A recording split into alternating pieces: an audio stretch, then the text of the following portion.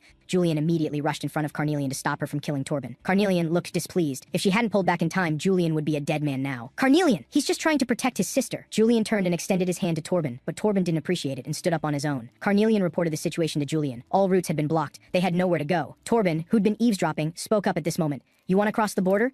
He said he knew a method, but it carried great risk. Carnelian threatened him that he'd better be telling the truth. Torben explained they just needed to disguise themselves as slaves in the local slave trade, and slave trading was illegal. Carnelian understood. Since it was illegal trade, that meant there was a secret passage. Torben said he could introduce an acquaintance, but Carnelian didn't trust him. But Torben quickly made it clear. He really hoped Julian would leave this place. After all, with Carnelian being so powerful, he didn't want his sister to provoke her. But Sharon had long since picked up the apples and left. Apparently, the siblings didn't get along. At the inn, Essio was curious why Julian and the others had been gone so long. You two must have gone on a date, right? Essio looked firmly at the two before him. Both Julian's and Carnelian's faces couldn't help but turn red. Just as Essio was about to celebrate his guess, the giant sword was already stuck in the wall next to his head. If you dare talk nonsense again, I'll sell you as a slave, Carnelian said through gritted teeth. At this time, Sharon had already brought the apples to the convent. The director happily hugged the apples. The children had been hungry for a long time. After leaving, Sharon didn't notice Torben protecting her from the shadows. The next day at the dock, crew members bustled about. The captain was arranging the crew to work. The big guy and the thin man were assigned to go below deck to check if the cargo was secured. They came below deck, which was filled with bound slaves. They were chatting when suddenly their attention was drawn to a young girl nearby. It was Sharon, who delivered apples to the convent yesterday. She tried to struggle, but it was useless. The thin man grabbed Sharon's face, bragging to the big guy that she'd fetch a good price. But this wasn't the best yet. He pointed behind a pillar, where there was an even better one.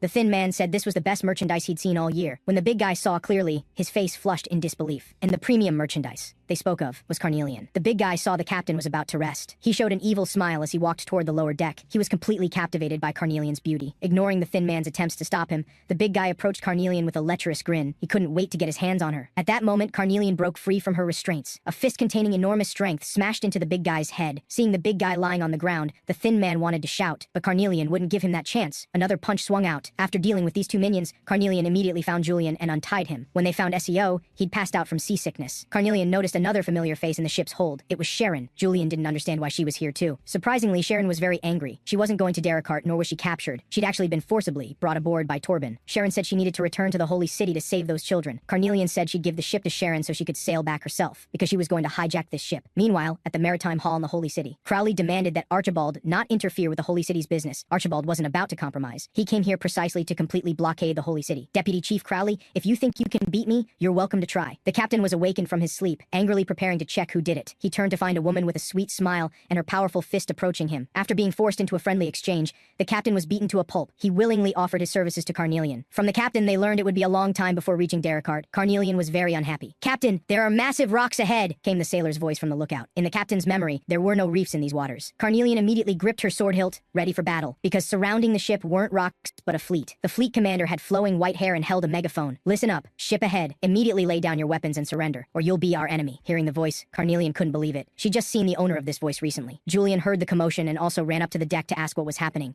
But hearing the voice, he froze too, because the voice belonged to Knight Cayman. Julian didn't expect his reunion with Knight Cayman would be here. Cayman looked at Julian on the deck below and froze. Carnelian reassured herself. They were just slaves now, no need to be nervous. So she called over the captain. "You know we're slaves, right? You know what to do next if you want to live, right?" After the fleet approached, Cayman and Hessen jumped onto the deck. Cayman didn't understand why Carnelian was here, but he still demanded they lay down their weapons. Unexpectedly, the next second Carnelian dropped her giant sword and ran toward Cayman. This action even stunned Julian. She threw herself into Cayman's arms. Cayman didn't know what to do for a moment. "Sir Cayman, I'm so scared I thought I'd become a slave." Carnelian's coquettish voice made Cayman blush. She didn't forget to look back and threaten the captain with her eyes. The captain had no choice but to robotically say she should go back below deck. Watching Carnelian's exaggerated performance, Hessen really couldn't bear to watch. Even if Cayman didn't believe she was a seal, he should at least notice that exaggerated giant sword. "Silence! You're going to sell her as a slave and dare threaten her in front of me?" Cayman shouted at the captain. "Don't worry, with me here, no one can hurt you." Cayman took Carnelian's hand and gently comforted her. Cayman's IQ seemed indeed somewhat remarkable. Hessen had never noticed before. Riding on Cayman's fleet, Carnelian and the others returned to the Holy City. "Thank you, Sir Cayman. We safely returned to the Holy City." Carnelian happily thanked Cayman, but secretly she cursed about being back at the starting point. Cayman magnanimously said to come find him any time if needed. Hessen found a suspicious bag of powder, attracting Cayman's attention. Then they took their leave with the excuse of investigating the powder. Now the slave trade route wouldn't work, and they were out of money with nowhere to go. At this time, Sharon said she could solve this difficulty for them, but her furious expression seemed to foretell that something big was about to happen. "Come with me!" But Sharon's expression doesn't match the lightness of her tone. Inside the cathedral, the director is being grabbed by a muscular man, with apples scattered across the floor. The man demands to know where the apples came from, but the director refuses to betray Sharon. Silence only brings more brutal violence, as the director is slammed against the wall. Just as the man is about to go further, a nun in the cathedral can't bear to see the director harmed any longer and speaks up. But a flying dagger is her only reply. Seeing that interrogating, the director is getting nowhere, the man shifts his target to the nun. Outside the cathedral, Torben is polishing his dagger. As a member of the Assassin's Guild, the sound of footsteps outside puts him on alert. He quickly grabs his dagger and crouches by the door, his instincts telling him trouble is coming. The footsteps draw closer, and Torben's grip on the dagger tightens. The moment the footsteps reach the door, Torben uses gravity to his advantage, bringing the dagger down from above. But when he realizes it's Sharon, the dagger stops steadily right in front of her, leaving her unharmed. "Wasn't selling me into slavery enough? Now you want to kill me too?" Facing the dagger, Sharon questions him angrily. As Torben wonders why Sharon has returned, Julian and his two companions enter the room. "What gives you the right to send me away without asking?" Sharon's anger hasn't subsided. Torben explains he had no choice, as the organization is conducting a citywide search for whoever stole the apples. Once Sharon is found, her life will be in danger. The three of them are curious about what Sharon could have stolen to face such dire consequences. Torben explains that Sharon stole poisoned apples, the source of all drugs in the Holy City. These apples are the raw materials for making drugs, and they're the root cause of why this Holy City has become what it is today. Sharon is stunned by this revelation because she gave those apples to the children at the cathedral. She recalls how happily she handed those apples to the cathedral's director. She stares at her hands in regret, overwhelmed by endless despair. Torben tries to comfort Sharon, knowing how much pain his sister must be in, but Sharon slaps his hand away. "You knew I would bring food to the children, why didn't you tell me?" Sharon says through gritted teeth. "I'm not like you, turning a blind eye to everything." Sharon angrily turns away. "Even if you're not blind, you still choose to turn a blind eye to everything, Torben." Torben presses his lips together. He has his own struggles too. Julian steps forward to ask Torben if he's all right, as he looks unwell. Torben clenches his fist, then reveals he knows a secret passage, but he demands that Julian's group take Sharon with them. "How dare you bargain with me?" Carnelian has no intention of doing as he says. "Torben, we agree to your terms, but if Sharon doesn't want to come, there's nothing we can do." Julian stops the angry Carnelian. Torben lowers his brow, knowing what kind of person his sister is. Having left Torben's place, Sharon is now running frantically through the Holy City streets. She arrives at the cathedral out of breath, urgently asking how the director and children are. She doesn't dare lift her head, tears filling her eyes, her whole body trembling, afraid to see the children's condition. "So you're the one who stole the apples." A cold voice enters Sharon's ears from behind. A bag is then pulled over Sharon's head, and she loses consciousness. The scene shifts to the entrance of the Assassin's Guild, where Torben is slowly walking toward the gate. However, he's stopped by the guards at the door, as the guildmaster has forbidden anyone from disturbing him. But the guildmaster's voice from inside tells Torben to enter, so the guards have no choice but to let him through. Torben has barely stepped inside when he sees something that fills him with rage. Before him is the guildmaster limbering up in Sharon, who has clearly been tortured. The wounds wounds and bloodstains on the unconscious Sharon's body tell the story of what she just endured. Even though Torben is extremely angry at this moment, his face shows no expression whatsoever, as if he doesn't know the girl before him. Seeing Torben arrive, the guildmaster explains that the girl on the ground is the one who stole the organization's apples. The guildmaster steps on Sharon, ordering Torben to throw her into the forest to feed the beasts. After receiving the order, Torben hoists Sharon onto his shoulder and heads out, maintaining his calm expression throughout. The guildmaster watches Torben leave with piercing eyes, pulling out a cigar and saying nothing more. Torben carries Sharon slowly through the guild's territory. The closer he gets to the exit, the faster his pace becomes. Then he breaks into a run. His worst fear has come true. He can no longer maintain his expression, biting his teeth in anguish to keep from making a sound. That bastard actually dared to hurt Sharon like this. Torben's inner fury is overwhelming. He rushes toward the cathedral with Sharon. She needs medical treatment for her severe injuries. Torben pounds on the door urgently. Any more delay and Sharon's life will be in danger. The door opens, but it's not the director who answers. The person before him was sent by the guildmaster to wait for the traitor. The assassin doesn't give Torben time to hesitate, immediately drawing a dagger to strike at Torben. But Torben isn't an ordinary assassin. He instantly ducks to avoid the dagger aimed at his shoulder. While dodging, he draws the dagger ready at his waist and drives it into the assassin's side. The opponent's reckless fighting style makes it too easy for him to find openings. The intense pain in his abdomen makes the assassin cry out and double over. Torben won't give him a moment to catch his breath, pulling out the dagger to strike at the assassin's head. After taking care of the assassin, Torben places Sharon on a bed inside. Seeing Sharon wake up, Torben doesn't have time to explain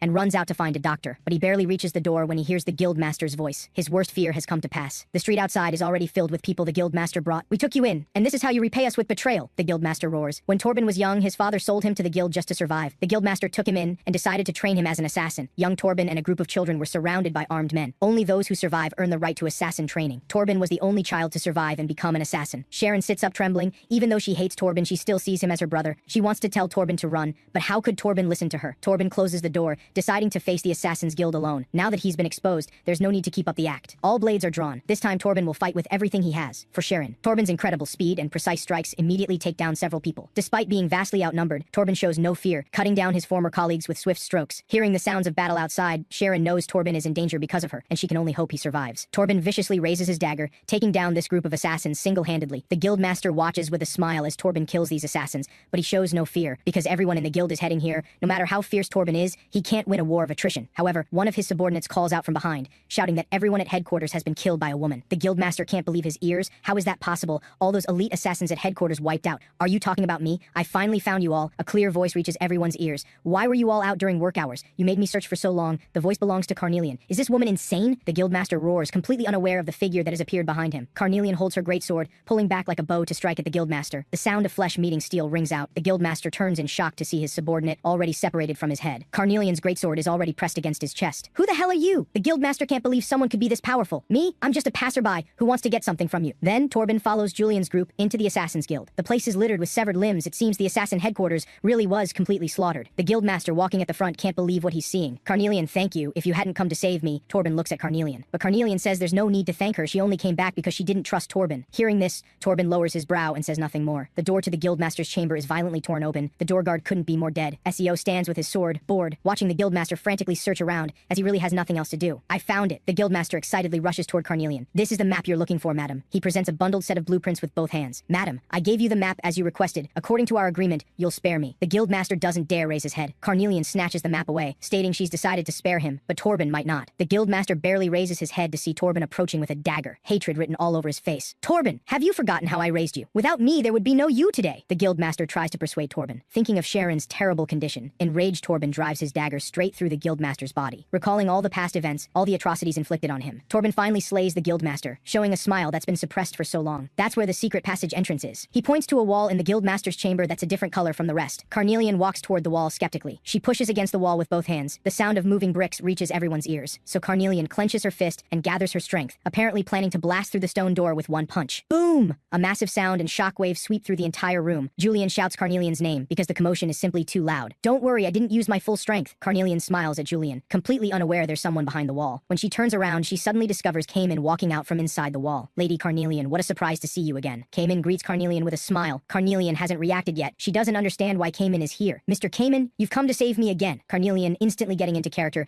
throws herself into Cayman's arms, acting coy. Julian watching this scene is simply speechless. Carnelian claims her group was kidnapped again, and it's great that Cayman came. But they all seem to be dead. Cayman looks at the carnage on the ground. Carnelian just remembers she killed all these people. It was Mr. Torben who killed them all. Otherwise, we wouldn't have survived until now. She directly points at the bewildered Torben. Mr. Torben is really strong. He killed all these people by himself. Carnelian continues to embellish. Such a clumsy lie. There's no way that man killed everyone by himself. Hessen is speechless. He knows Carnelian well. These people were clearly killed by a great sword. A dagger couldn't do this. Most importantly, she smashed through the stone wall in front of everyone. Surely Cayman won't believe her this time. How terrifying, Lady Carnelian. Thank goodness you weren't hurt. Cayman grips Carnelian's shoulders. Hessen is speechless. He actually believes this. During the conversation, Carnelian learns that Cayman discovered what appeared to be a secret passage outside, so he brought troops in. Suddenly, a massive explosion and tremor nearly causes the room to collapse. Cayman assures them it's fine. His people just blew up the other side of the passage. It won't affect here. Carnelian looks worried on the surface, but internally she's already cursed Cayman 100 times. Cayman then arranges for his subordinates to thoroughly search this place, preferably finding clues related to the drugs. Wait! A sharp voice enters Cayman's ears from the doorway. The newcomer is Crowley and his subordinates, who gave the border army permission to search this city. Crowley approaches Cayman. The border army should just guard the border. What do you take the special forces for? Crowley gets even closer to Cayman. Crowley states he's taking over here and tells Cayman to leave with the border troops. Cayman clenches his fist. He doesn't seem willing to back down. I'm very sorry, but I don't plan to leave today. Cayman blocks Crowley's advance. You dare ignore my orders? Crowley roars. According to our investigation, the special forces are secretly connected to this organization, Cayman states firmly. Are you accusing us, the special forces, of wrongdoing? Hearing this, Crowley's anger intensifies. I'm simply eliminating some potential threats. Cayman doesn't back down at all. Crowley directly draws his sword from its sheath. You ignorant bastard. The special forces members all draw their weapons too, but Cayman's subordinates aren't pushovers either, immediately preparing for battle. Neither side is willing to back down. A fight could break out at any moment. Julian doesn't understand why armies both belonging to Husfakan would fight over who's superior. Carnelian wonders whether to help Cayman, but doing so would expose her strength. Husfakan Imperial Palace. Sir, we've received reports that the border forces are investigating the special forces. An aide in the palace is reporting to his superior if they discover the truth about the holy city. At this thought, the man can't help but laugh. The powerful defeat enemies from outside, while the clever strike from within. The noble man explains while leaning on his hand. If General Archibald learns the truth about the holy city, what do you think his reaction will be? The scene shifts back. Although both sides are arguing intensely, they haven't moved. They're at a standstill. Crowley's subordinate quietly reminds Crowley they're outnumbered and should retreat. At this moment, rapid footsteps approach, and quite a few of them. It's the troops Cayman sent out to investigate earlier, now rejoining the main force. Seeing the other side has more people now, Crowley is already thinking of retreating. Ding! Crowley sheathes his sword. You're lucky. Crowley turns to leave, but he's still unwilling inside. Cayman also immediately sheathes his sword and turns to order his subordinates to search this place thoroughly. Cayman is determined to find evidence of the special forces violations. Crowley was already angry about the holy city being sealed off. Now he's even more displeased. Crowley arrives at the apple orchard, loudly calling for the person in charge. He quickly approaches the person in charge and informs them the border forces have already traced the Assassin's Guild. Crowley states, it's only a matter of time before this place is discovered. They should gather their forces to strike back now. Even if they find this place, would they dare come? The Orthodox Church Holy City branch leader reassures Crowley. He continues, completely ignoring Crowley's twisted expression. Attacking the Orthodox Church means attacking the Emperor. They wouldn't dare. I said, we need to mobilize all our forces. How dare you speak to me this way? Crowley completely loses it, interrupting the branch leader's words. I'm the Orthodox Church branch. Before the branch leader can finish, Crowley grabs him by the chest. Crowley roars at the branch leader viciously. Summon all the military forces right now. If the border forces discover this place, then you, me, and all these poison apples are finished. Do you understand? The branch leader is too intimidated to speak. Border force outpost. Hessen is standing guard outside Cayman's tent. Cayman brings Julian's group into the tent, hoping they can cooperate with the investigation. Of course, I hope you'll catch and punish those bad people soon. Carnelian continues acting coy. SEO thinks to himself that she's already punished everyone. Commander Cayman, I found leads related to the drugs. The voice of Cayman's subordinate comes from outside the tent. Seeing there are people in the tent, the subordinate doesn't dare enter. But Cayman isn't that kind of superior. He tells the subordinate to come in and report. They've already found solid evidence of transactions between the special forces and the guild, but the manufacturing source is still unknown. The holy city has been completely sealed off, but the drug supply hasn't been cut off, meaning the source must be within the holy city. It's normal you haven't found the manufacturing source. Sharon's voice sounds behind everyone. Torben brought Sharon here after treating her wounds, because Sharon had stolen those apples. Seeing Sharon covered in wounds, Julian asks if she's alright. Sharon says she's much better now, and she knows where the poisoned apple orchard is. Cayman interrupts the conversation, excitedly asking Sharon where the location is. However, the location Sharon names shocks everyone. Cayman can't believe it and asks again, getting the same answer. Beneath the Husfakan Orthodox Church headquarters. But Cayman quickly realizes, no wonder the special forces protecting the Orthodox Church tried to stop his investigation. But investigating the Orthodox Church would be considered treason. Normal investigation definitely won't work. However, Sharon quickly adds that she knows a way in. Cayman focuses on this girl who keeps bringing him surprises. Sharon states that for the children's future, she fully agrees to lead the way. You promise me, after taking them there, you'll return the same way. Torben doesn't want her to get hurt again. Julian asks, puzzled, is everyone going? Carnelian definitively answers yes. The fiery sky reflects on the Orthodox Church headquarters, seeming to herald an unprecedented change about to occur. Under Sharon's guidance, Cayman's group quickly reaches beneath the Orthodox Church headquarters. If they hadn't seen it with their own eyes, Cayman's group wouldn't believe this is actually under the Orthodox Church. Walking at the back of the group, Torben urges Sharon to go back quickly, but Sharon doesn't move. At the end of the apple orchard path, a figure blocks everyone's way. Cayman waves his hand, signaling the troops to halt. You've finally come here, Cayman. The person blocking the way is Crowley. You've been doing this illegal activity all along, Crowley. Cayman slowly draws his sword. Crowley, you're under arrest. Surrender peacefully. Cayman draws his sword, pointing at Crowley. Ha ha ha. Crowley suddenly bursts into wild laughter, confusing Cayman and the others. Being young is a good thing. Crowley looks back at Cayman with a sinister expression. You're very brave, Cayman, you know that? The Holy City was founded 10 years ago. Countless people from all over the empire flooded here. The Orthodox Church conducted countless experiments on these ordinary people to create drugs. Do you think why they dare do such things? Do you really think I'm the mastermind? They actually experimented on ordinary people. Julian can't believe it. Shut up, stop talking nonsense and surrender. Cayman roars. Crowley gathers fire magic in his hand. He turns and throws a fireball. The fireball passes over Cayman's group, then explodes behind Sharon and Torben at the back of the group. The flames block their escape route. The fruit trees burst into flames accompanied by dense footsteps. Soon, weapon-wielding believers and special forces surround Cayman's squad. They had predicted Cayman's group would enter from here. Cayman draws his sword ready for battle. He knows this time is different from last time. This time they'll really fight. I won't let a single one of you leave here alive. Crowley grins viciously. Swords and enchanted staffs clash and strike continuously. Everyone here fights with the determination to die. Facing death, they have no possibility of mercy. Hold formation. Stay together. Cayman's voice reaches every warrior's ears. Julian and Sharon are protected in the middle. Hessen struggles to block multiple staffs. There are too many opponents. The path between him and Cayman is blocked by the enemy. He can't support Cayman. Cayman dodges forward through the bombardment of fireballs. He must engage in close combat. But Crowley doesn't intend to give him the chance to get close. Cayman knows he must quickly take down Crowley, or morale will be hard to maintain. His fighting spirit is higher than ever. His agile movements make Crowley's fireballs unable to hit. Finally, Cayman breaks through to close range with Crowley, knocking his sword away in one strike. Just when Cayman thinks it's all over, he sees a light at Crowley's sleeve. A knight's instinct makes him dodge to the side, and indeed an arrow shoots from Crowley's sleeve. Although Cayman dodges the arrow, this plays right into Crowley's hands. Crowley grabs Cayman's sword hand. His scheme has succeeded. Crowley uses fire magic again, burning Cayman's right hand black and unable to grip the sword. You're too young. Everyone knows a mage's weakness is close combat. Did you think I wouldn't prepare countermeasures for close range? Cayman, die! The arrow in Crowley's right sleeve prepares to fire again. Fool! Aura flows in Cayman's eyes. Powerful aura bursts from Cayman's right hand, blasting Crowley away. Crowley is sent flying several meters by this sudden strike. You bastard! Crowley raises his hand to cast magic, but Cayman is already standing with sword in left hand, using his body's force to drive the sword in a slash. Crowley's eyes widen as he watches his spellcasting hand fly before his eyes. You fool! Cayman presses his sword to Crowley's neck. You underestimated me too much. Everyone listen, your commander has been captured. Surrender now, and it's not too late. Cayman's voice echoes throughout the scene. Seeing Crowley has been caught, the believers and special forces all drop their weapons and surrender. Suddenly an explosion sounds nearby. Cayman turns to look. Crowley has escaped using a smoke bomb. The border forces quickly clean up the battlefield,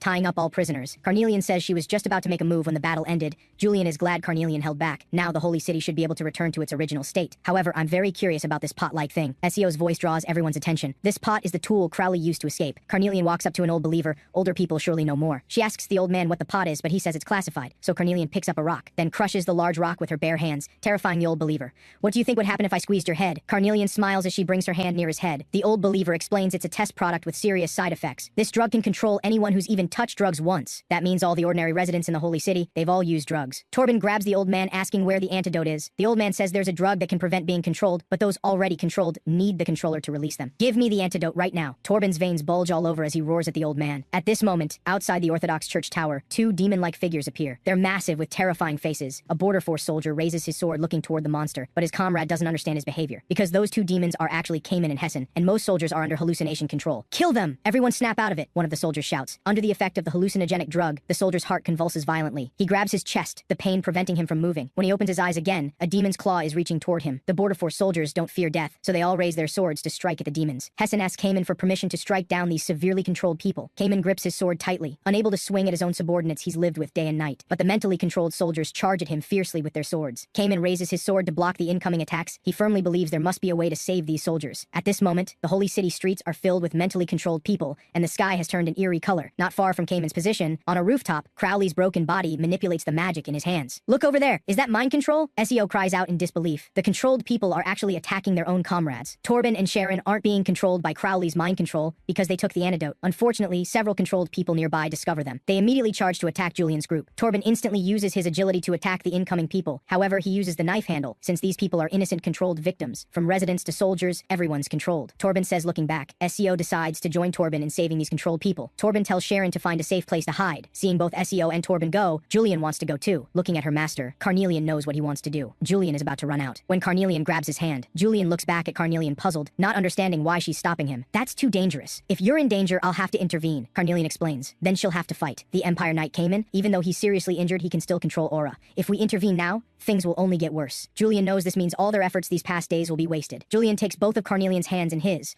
Carnelian, there are still many children here who aren't controlled. I know I'm weak, but I'll just take those children to safety. I won't join the battle. Julian looks at Carnelian sincerely. Carnelian wavers. She's always known that Julian is a kind person. I really can't help it with you. You're the master. You should command me to do things, not persuade me. Carnelian sighs. Just then, a controlled soldier behind Carnelian spots her. Carnelian, be careful. Julian prepares to leave. I'll wait here for you. Carnelian smiles at Julian, but two soldiers are already about to strike her from behind. Carnelian, watch out! Julian shouts in terror. Fortunately, Carnelian draws her sword in time to block the attack, but from the other side, another soldier swings his sword. Carnelian can't react in time. Watch out! Julian throws himself in front of Carnelian to block the sword for her. Blood immediately sprays from his back. Carnelian sees the blood gushing from Julian's back. Her pupils immediately transform to carnelian red. Sensing Carnelian's powerful aura, Cayman's whole body stiffens. The massive impact sends dust flying from the buildings. Carnelian swings her sword at the soldier who just wounded Julian. Clang! The piercing sound of metal on metal echoes throughout. Cayman blocks Carnelian's strike. It seems you're not the Lady Carnelian I know, Cayman shouts with difficulty at Carnelian, but he sees those carnelian red pupils. Recalling the strange behavior of Hessen when they first met, Cayman understands. So what? Cayman, move aside, or I'll cut you down too. Carnelian increases the force in her hands,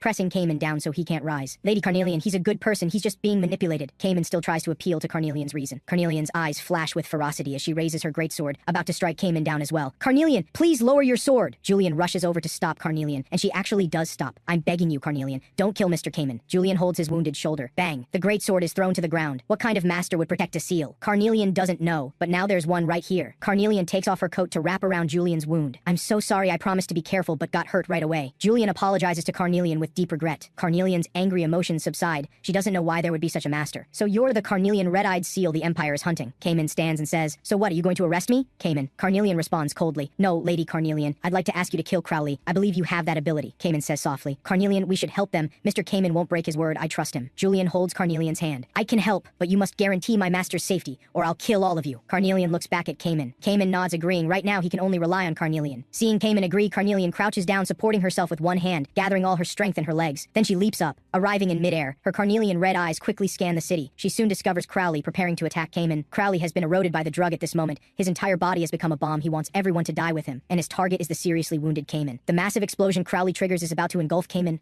Hessen teleported right in front of Cayman, spreading both hands to create a defensive barrier. The barrier enclosed the exploding Crowley within it, but Hessen didn't want to see his master get hurt, so he directly sealed himself and Crowley inside the spherical barrier. Hessen struggled desperately to withstand the overlapping explosions of Crowley's fire magic. Hessen! Cayman pounded on the barrier with all his might, terrified as he tried to save Hessen. Watching Hessen attempt to contain the explosion within the barrier, Carnelian was simply too far away to save him in time. All she could do now was pray for Hessen's survival. After all, they'd known each other for a long time. Boom! The barrier couldn't withstand the force of the explosion and developed countless cracks. The next moment, the barrier shattered, and Hessen was thrown toward Cayman by the tremendous impact. Hessen! Cayman held the unconscious Hessen, crying out in grief and rage. Thank goodness you're not hurt. Hessen slowly regained consciousness, and seeing Cayman unharmed, his heart filled with joy. Looking at the extremely weakened Hessen, Cayman's face showed sadness. He couldn't understand why Hessen had done this, but Hessen smiled and said that protecting one's master was a seal's duty. However, against everyone's expectations, Crowley had actually survived. Seeing he couldn't drag Cayman to death with him, Crowley grabbed a child to threaten everyone. Since he was about to die anyway, he was determined to take someone down with him. Crowley was certain that Cayman, being a knight, would come himself to replace the child. Cayman gritted his teeth. He knew this was Crowley's open scheme, but he couldn't just ignore the child. He then gently laid down the once again unconscious Hessen. Cayman slowly rose with his sword. Crowley, I hope you keep your word. I'll come in place of this child. Of course. Before Crowley could finish speaking, someone severed his head. The one who struck was none other than the furious Carnelian. Torben also arrived just in time, his dagger stabbing toward Crowley while snatching the child from his grasp. Having never witnessed such a bloody scene before, the child ran away crying. Couldn't you be more careful? Weren't you afraid I'd cut you down too? Carnelian scolded the approaching Torben. I thought a seal wanted by the Empire would be faster than me. Torben ignored Carnelian's expression. After Crowley was eliminated, everyone's mind control was lifted, and Cayman reassembled his subordinates. Suddenly, Carnelian's eyes returned to blue as she detected someone approaching. Everyone face right, salute! Cayman also noticed the newcomer and ordered his surviving subordinates. Following Cayman's command, everyone saluted the visitor in military fashion. The newcomer was none other than Archibald, the commander-in-chief of the Husvakan border forces, who returned their salute. The commander then slowly walked toward Carnelian. Carnelian knew that this old man had instantly recognized her identity. Seeing the commander and Carnelian getting closer, Cayman tried to step between them, running and shouting, Commander, who are these people? The commander asked Cayman expressionlessly, who frantically explained they had come to help him. But this woman is not human. She's a... Before the commander could finish, Julian interrupted him. She's someone I've entrusted my life to. Julian stepped in front of Carnelian to shield her. I understand. Unexpectedly, the commander didn't press the matter. Julian's tense nerves finally relaxed. Carnelian wondered why the commander was pretending not to recognize her. As commander-in-chief, I thank you for supporting the border forces. The commander looked at Julian, not Carnelian. It wasn't just my doing. We were all in this together. Julian cheerfully replied to the commander. It seems the holy city isn't entirely full of scoundrels. The commander's stern face actually showed a smile. Julian swallowed hard, forcing himself to lie. To be honest, we're from Derricart but are now trapped in the Holy City. Julian clenched his fists. Carnelian's heart raced with anxiety, because what Julian said was almost worse than directly revealing their identity. Are you asking the Border Forces commander to let you cross the border? The commander's face gradually darkened. I'm just being honest, Commander. Julian was all in. There was no turning back now. Though he expected a stern refusal, the commander surprisingly smiled instead. A person only becomes this bold when they truly want to protect someone dear to them. It seems you'd do anything for her. May we speak privately? Lady. The commander looked at Carnelian. With me? Carnelian pretended to know nothing. Carnelian then followed the commander deep into a deserted alley. Aren't we going a bit too far? Carnelian asked the old man coyly. His response was to draw his sword. Carnelian's eyes widened. Her worst fears were coming true after all. Clang! Carnelian drew her greatsword to block the commander's downward strike, the clash of metal echoing through the alley. Red-eyed seal, you're far too dangerous. The commander pressed down with all his strength. Since the commander had exposed her identity, Carnelian's eyes gradually turned red. So you knew who I was all along. Carnelian's strength gradually increased. Carnelian pushed the commander back, her eyes locked onto his every movement. Let me see what you're truly capable of. Carnelian readied her stance to pursue the commander, but she stopped as soon as she charged forward, because the commander had already sheathed his sword. The royal decree says to capture the red-eyed seal, but I only see a blue-eyed seal, the commander explained with a smile. What? Carnelian was confused. She'd been preparing for an all-out battle. Your aura is too strong. Do you need a ship to get to Derricart? The commander slowly walked toward Carnelian. No one holds a grudge against their son's savior. I'm very grateful for that. The commander walked past Carnelian, but the commander stopped and turned. That boy, your master. He's too naive. Keeping him by your side puts him at great risk. You should be more worried about your dying son. Carnelian glared at him. The commander didn't stay to argue further with Carnelian, but turned to leave. Perhaps I'm overstepping, but I hope you'll take my words to heart, the commander added before leaving. Carnelian didn't argue back, because she knew the commander was right. Meanwhile, inside the Okalante Imperial Palace, nobles were enjoying afternoon tea in the garden. Among them, a blonde man was tasting tea brought by a maid. Michelle, your tea is too bitter. The man grimaced. He was the emperor himself. He refused Michelle's request to have the imperial chef make tea, instead asking Michelle to brew another cup. Michelle couldn't refuse the emperor's request and had to go make more tea. Jarang still hasn't shown herself. She probably went to Derricart. That's the most likely outcome. The emperor's voice reached the ears of the other two present. The Husfakan people are truly unreliable. Michelle responded to the emperor's words. If I personally led an expedition to capture Jarang, Murtzabel would scold me endlessly. At the mention of Jarang's name, Michelle's expression gradually darkened. You always make that face whenever they're mentioned. Michelle isn't being with me better than being with Murtzabel? The emperor looked at Michelle. Don't tell me you want to go back? The emperor sneered contemptuously. I only follow my master's orders. After Murtzabel transferred me to you, I only obey your commands, your majesty. Such a boring answer. The emperor closed his eyes, seemingly long accustomed to this. I will capture her, your majesty. Please give me this chance to prove my loyalty. The bald, burly man sitting beside the emperor spoke up. He was none other than Hakan, captain of the Lisenbel Empire Guard. Is it because she once beat you to a pulp, so you want revenge while her power hasn't recovered? I want to test these humans, to see if these insects can catch Jarang while she's weakened. Your majesty, may I ask why you're so determined to capture her? The woman who had been observing spoke up. Are you worried about Tessing Knight returning? The woman was Brunhild, leader of the Lisenbel Empire Guard. Tessing is somewhere he can't return from on his own. At the mention of Tessing's name, Hermann Obenbaha's face darkened, which means he could return with someone else's help. Brunhild caught the loophole in the emperor's words. It seems Jarang is the key to solving this problem. Brunhild opened her eyes, purple irises glowing. You seem to know what needs to be done. Hermann's golden eyes fixed intently on Brunhild. Your majesty, I apologize for my words and actions. Brunhild understood the meaning behind Hermann's words.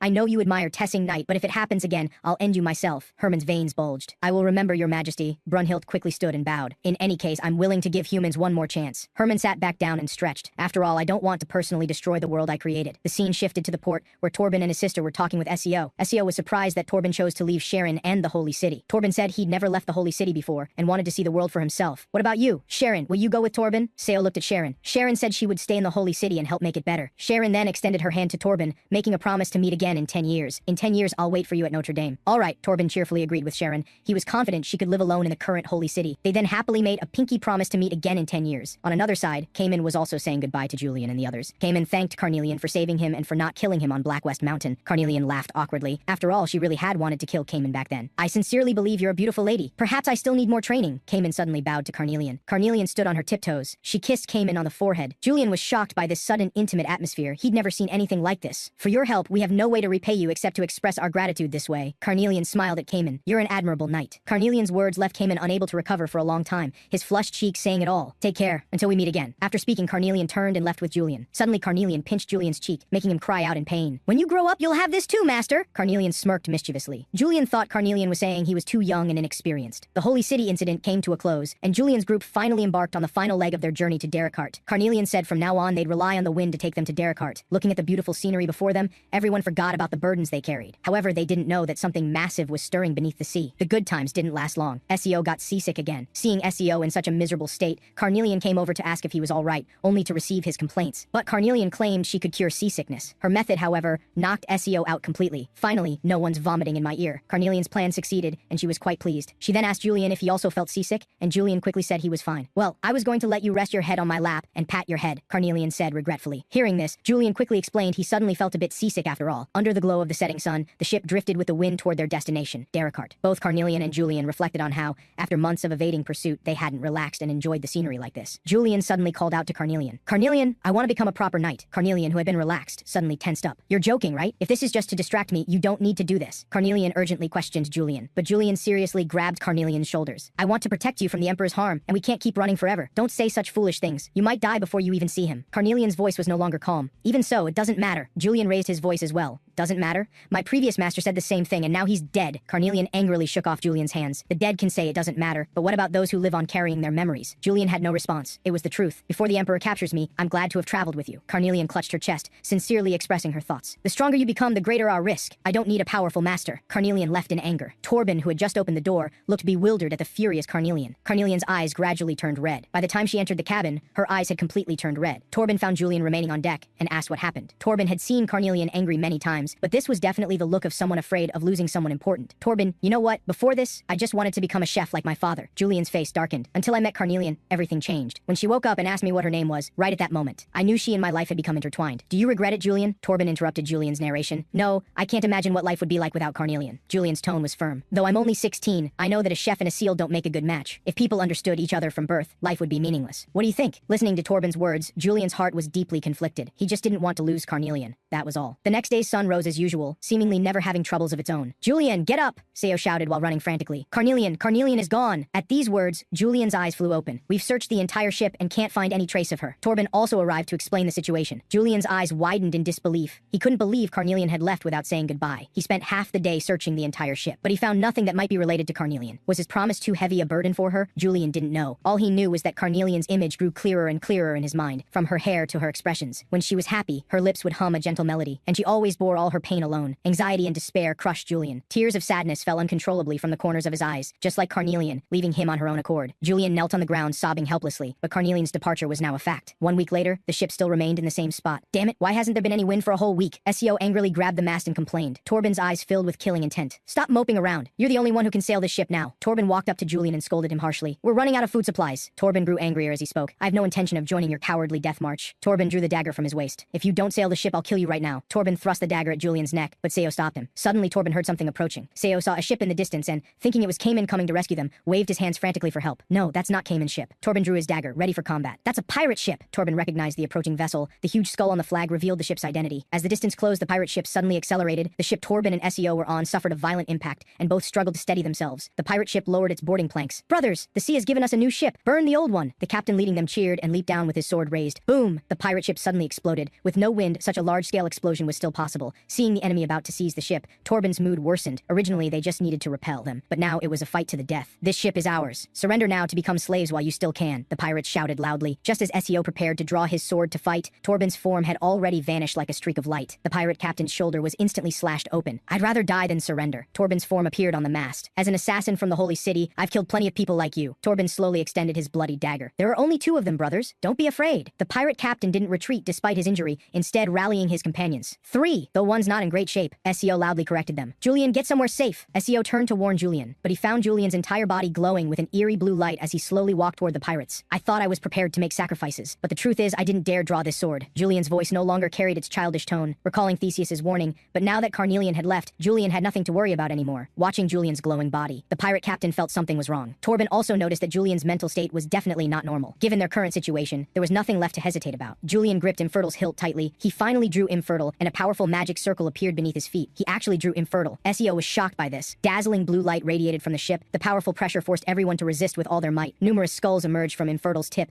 their piercing screams hurting everyone's eardrums. Shortly after Julian drew Infertile, he lost control and fell backward. He still couldn't control Infertile and had lost consciousness from its backlash. With a thud, Julian collapsed completely onto the deck. SEO was alarmed and rushed to Julian's side to check on him. Seeing Julian unresponsive, SEO pressed his ear directly to Julian's chest to listen for a heartbeat. He's alive. He just passed out. Hearing SEO's words, Torben relaxed. Torben sheathed his his dagger and said if the pirates would take them to Derricart, they could have the ship. The pirates still wanted to make threats, but the pirate captain stopped them. The pirate captain said he was also heading to Derricart. Torben's gaze became even more fierce. The food problem is yours to figure out. SEO, if Julian dies, throw him into the sea. If he's not dead, wake him up to cook. The scene shifted to show a float bobbing constantly, indicating a fish had taken the bait. Julian directly pulled up his rod and hooked the fish. The basket beside him was nearly overflowing with fish. You caught a lot of fish today, Julian. Seo walked toward Julian with a smile, but Julian only nodded stiffly. After Julian woke up, he hadn't said anything, but he was fishing and cooking. Seo didn't know if he was normal. Just as Julian was about to cast his line again, he suddenly felt wind he hadn't felt in a long time. Finally, there's wind. The pirates quickly raised the sails to prepare for departure. Seo sighed with relief that they could finally set off, but Torben said something seemed strange. The next second, the calm sea suddenly became turbulent, with lightning constantly striking from the sky. The pirate captain grabbed the mast and ordered the sailors to raise the sails. The previously stable ship was rocked violently left and right by the churning water. The seasick SEO immediately felt sick and wanted to vomit. Julian suddenly noticed a dark shadow flash by underwater. He pointed down, but his silence made Torben think he wanted to jump into the sea. Torben quickly grabbed Julian, but unexpectedly Julian actually spoke. There's something under the water. As soon as he finished speaking, a giant octopus tentacle emerged from below. A giant with an octopus head rose from the seabed, with Julian and the other's ship in its mouth. This was the Kraken, the ocean's overlord reigning supreme above all creatures. It was preparing to welcome the great water dragon king, Murzabel. A vortex gathered into an enormous water tornado before the Kraken. This aura from the ship, is that Durang? Murzabel blocked the Kraken's path. Murzabel's voice caused too much damage. Even covering their ears didn't help those on the ship. Jarang? That's Carnelian's previous name. Julian's eyes widened as he heard the water dragon king's voice. I'm Jarang's master. Do you know Jarang? Julian struggled to get up but could only speak loudly, but his voice still reached Murzabel's ears. Don't lie to me. Murzabel opened her massive maw and roared. I'm not lying. I'm Jarang's master. I named her Carnelian. Julian crouched down under the immense pressure. Carnelian? Murzabel's eyes showed a puzzled expression. How dare you deceive the water dragon king? The Kraken's eyes bulged with rage. Lord Murzabel? He looked at the scene before him in disbelief. Murzabel's body radiated light that poured into the ship in the Kraken's mouth. The blinding light forced Julian and the others to cover their eyes. I haven't used this form in a long time, and it's been ages since I've met someone so bold. Murzabel transformed into a blue-haired girl with twin tails and appeared before everyone. Suddenly, Murzabel stepped on some seaweed. Then she face-planted right in front of everyone. Murzabel angrily threw the seaweed to the ground, completely lacking her previous majestic image. She seems kind of clumsy, doesn't she? Seo whispered to Torben. But unexpectedly, Murzabel heard Seo's words. Seo quickly apologized and slapped himself. Looking at Julian's extended hand, Murzabel sitting on the deck understood his meaning. She then stood up using Julian's hand. You said your name is Julian? Murzabel looked at Julian's face. Her eyes widened immediately. She knew this face well. Who exactly are you? Murzabel questioned Julian, but he didn't know what she meant. Unexpectedly, Murzabel shook off Julian's hand and loudly demanded to know his true identity. I think you must have me confused with someone else. I'm just a chef from Kyone. Hearing this, Murzabel was even more shocked. This was too absurd for her. The Carnelian you speak of is the seal of the Empire's Dragon Emperor. Did you know this when you made your contract? Murzabel received Julian's negative answer. No matter what she was before, I'll accept her. Speaking of Carnelian, Julian's eyes were no longer empty. As reckless as always, Murzabel couldn't help but comment. I am reckless, but we've never met before, have we? Julian didn't understand her words. Murzabel didn't answer Julian's question, instead saying there was a reason they met. Let me tell you a secret. Murzabel suddenly lowered her voice. There are 3 types of dragon kings in this world. The king of sky and wind, Tessing. The king of earth and mountains. And I, Murzabel, am the king of ocean and water. The king of earth and mountains is your humans, supreme emperor, Herman Obenbaha. Hundreds of years ago, Tessing and Herman waged a great war or dominion of humanity. Herman sealed Tessing sealed Jarang, putting Tessing in grave danger. Julian lowered his head, so Carnelian left because he awakened unpleasant memories for her. You're Jarang's current master. Murzabel put her hands on her hips. She's a dragon. Right now you can't handle her power. I'm Carnelian's master. I don't care about any of that. Julian clenched his fists. I promise to always stay by her side. Julian firmly stated what was in his heart. Oh, I suppose some things never change even after hundreds or thousands of years. Murzabel was speechless. Soon Murzabel noticed infertile at Julian's waist. It seems you don't know how to use that sword? Murzabel's words struck right at Julian's heart. I want to become stronger so Carnelian will come back to me. Julian looked at Murzabel excitedly. Are you truly willing to give your life for this? Murzabel crossed her arms and questioned. If it will protect Carnelian, then I'm willing to give everything, even my life. Julian had never been so resolute. Meanwhile, the scene shifted to Curson. Haywood pushed open the tavern door and strode in. One dry martini. Haywood found a seat and sat down casually to order. Suddenly, Haywood's eyes widened as he studied the bartender carefully. I don't remember seeing you before. The bartender was a beautiful girl with crimson hair wearing a sundress. Most memorable were her equally red eyes. This is Carnelian. She just started working here yesterday. The owner appeared to explain the customer's confusion. My name's Haywood. Haywood sat before Carnelian, now sitting properly instead of so casually as before. You're not from around here, are you? Why'd you come here? Haywood continued. Don't all people who come here have their own stories? Carnelian lowered her brows. They either ran here or chased here, so you must be one of them too. If you just arrived, I recommend a restaurant. But before Haywood could finish, Carnelian declined. I appreciate your recommendation, but first I need to meet someone. Time jumped to a year later in Belvolt. This was a port city where many sailors stopped to rest. Look, that's the Gaspar privateer ship. 2 sisters walking down the street pointed toward the harbor. The Gaspar privateer's bright red hull was very easy to recognize. And they say there's even a noble knight on board. It was the grown-up Julian. Wow, isn't this the famous noble knight? The more muscular and taller Torben mocked Julian, the noble knight who unified all the pirates in 1 year and received national authorization for a privateer ship. SEO continued to add fuel to the fire. Julian sighed. These two teased him like this every day. Julian then asked Torben why he hadn't seen Lady Murzabel and Torben said she went shopping. Guys, I've already bought all the necessities. Mortzabel's voice rang out at the perfect moment. Lady Mortzabel, did you only take Grazita shopping again? Julian looked at Mortzabel laden with packages. Torben said she should have brought guards along, since she couldn't use her full power on land. You little brats dare show such disrespect to the king of ocean and water? Mortzabel angrily pointed at the three accusingly. Why did you buy so many clothes again? You're going to sink the ship. SEO continued to run his mouth without concern. Mind your own business. Who says a dragon can't have special hobbies? Mortzabel roared. Put them down, Grazita. These things must be heavy, right? Julian extended his hand to Grazita. Thank you for your concern, master. Grazita brought her hands to her chest and expressed gratitude in a soft voice. Grazita, don't go shopping with her next time. The more people, the more she buys. Torben also looked at Grazita. Grazita, have you ever thought about designating one master? SEO ignored Mortzabel now and looked at Grazita instead. What? Choose just one? Grazita's mouth opened wide in surprise. But Master SEO, Master Torben, and Master Julian are all my masters. Can I only designate one? Grazita fretted as she counted on her fingers. Seeing such an adorable Grazita, SEO quickly said it wasn't mandatory, and Mortzabel also showed a happy smile. Noble knight, we've got trouble. A figure burst into everyone's view.